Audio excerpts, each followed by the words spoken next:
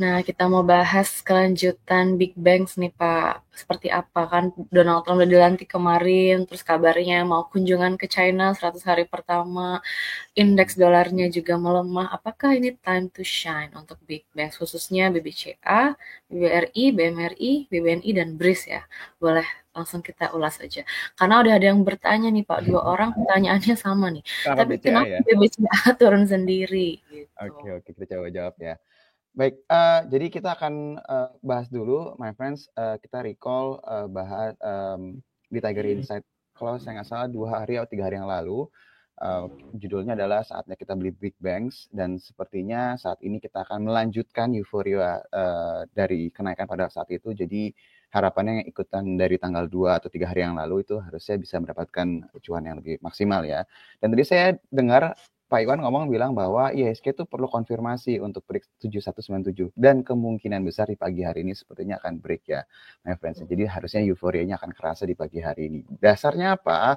Jadi kalau misalnya my friends perhatiin semalam, mungkin tadi pagi ya, Donald Trump sudah dilantik, sudah resmi berkantor. Tapi baik lagi my friends, kalau kita di pasar itu yang kita lihat adalah reaksi pasar dari beberapa variabel yang punya potensi berimbas ke market di Indonesia.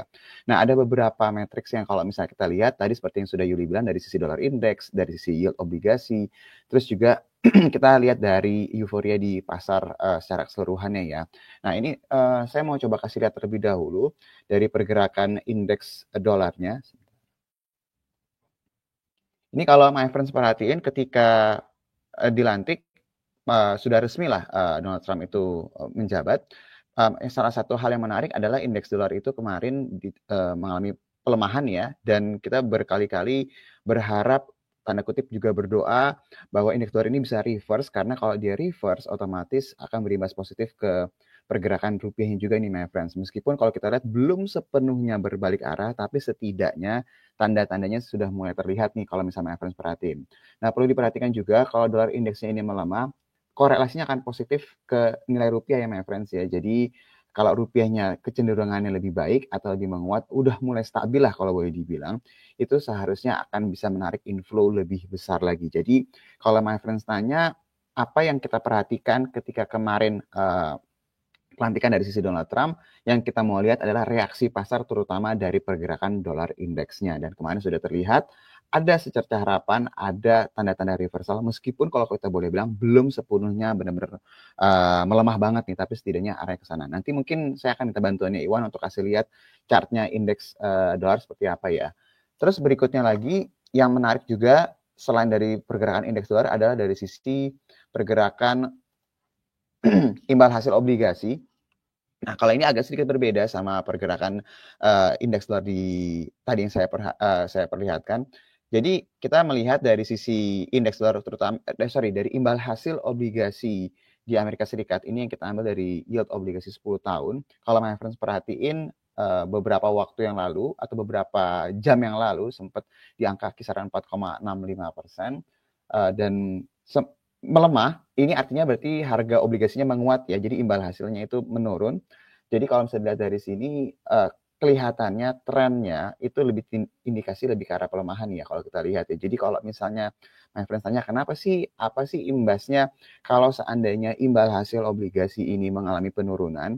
Kalau imbal hasilnya ini mengalami penurunan, sedangkan di Indonesia ini baik-baik saja, itu artinya spread-nya itu akan lebih melebar. Ketika spread-nya itu lebih melebar atau jaraknya lebih melebar, alhasil imbal hasil di negara-negara emerging market seperti Indonesia akan lebih menarik. Nah, itu salah satu daya tarik inflow-nya asing. Nah, ini makanya kalau boleh dibilang, ini kan live ya, maksudnya pergerakannya berubah-ubah ya, kalau dilihat memang ada tendensi uh, penurunannya masih berlanjut nih. Ini saya juga nanti akan butuh bantuannya dari Iwan, apakah memang confirm atau memang ada arah, dia benar-benar kembalikan arah.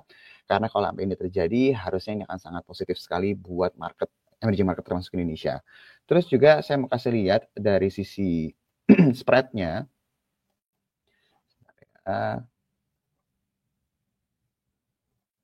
Oke, jadi kalau misalnya my friends perhatiin, ini digambar di sebelah kanan ya.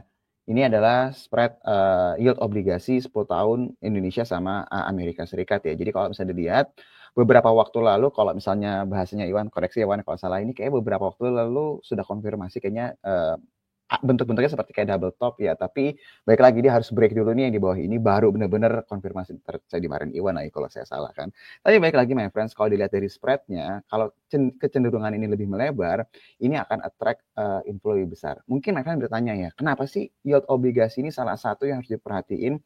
Karena kalau kita ngomongin saham, valuasi saham itu korelasinya erat banget sama yang namanya imbal hasil obligasi. Jadi ketika kita menghitung berapa sih nilai wajar suatu perusahaan, itu kita melibatkan ada yang namanya risk free rate ya. Risk free rate itu adalah suatu apa instrumen yang kalau boleh dibilang hampir nggak ada risikonya, tapi dia bisa memberikan imbal hasil yang lebih besar daripada deposito lah kalau boleh dibilang. Nah, kita normalnya itu akan menggunakan acuannya itu adalah imbal hasil dari obligasi, dan makin panjang kita berinvestasi, normalnya imbal hasil yang dipakai itu lebih panjang. Jadi biasanya suka dipakai 5 tahun atau 10 tahun. Nah, kalau dilihat imbal hasilnya ini mengalami penurunan, ini harusnya akan menjadi suatu hal yang positif buat market. Nah, karena melihat semua hal ini, melihat tadi indeks dolarnya yang memang ada ciri-ciri belum sepenuhnya reversal ya, sekali lagi saya kasih catatan, terus juga dari sisi imbal hasilnya ini kecenderungannya lebih ke arah melemah, ini harusnya ada indikasi